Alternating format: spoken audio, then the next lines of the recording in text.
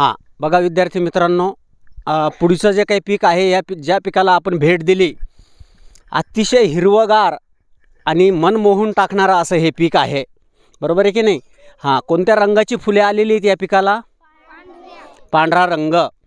बरं, या पिकाचं नाव सांगता येईल का? कोण सांगेल? वाटाणा.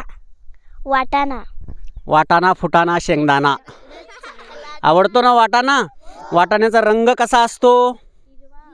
हिरवा रंग, बरोबर.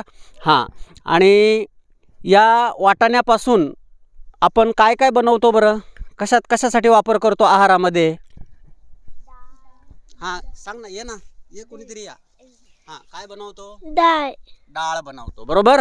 हां, डाळी बनवतो आपण वेगवेगळ्या. तसंच हिरवा वाटाणा हा आहारात खाल्ल्यामुळे आपल्या शरीराला अनेक पोषक तत्व मिळत असतात. हां, या ठिकाणी बघा, हा जो वाटाणा आहे, छानपैकी याच्यावर दवबिंदू हिवाळ्यात पडलेले आहेत आणि आता याला फुलं लागली आहेत आणि हळूहळू आता याला वाटाण्याच्या काय येतील? शेंगा. हे बघा, ह्या ठिकाणी लागलेल्या पण आहे.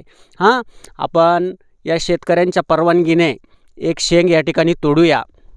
आणि बघा, ही शेंग जर फोडली तर तिच्यामध्ये काय निघतात? वाटाण्याचे दाणे. अजून या ठिकाणी ते कोवळ्या शेंगा आहेत, बरोबर आहे की नाही?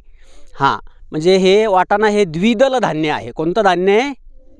द्विदल, म्हणजे फोडल्यानंतर त्याला 2 भाग निघतात, माहिती आहे ना सर्वांना? हां, असं हे वाटाणा द्विदल धान्य.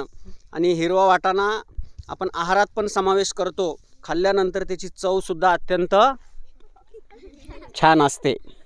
Thank you very much.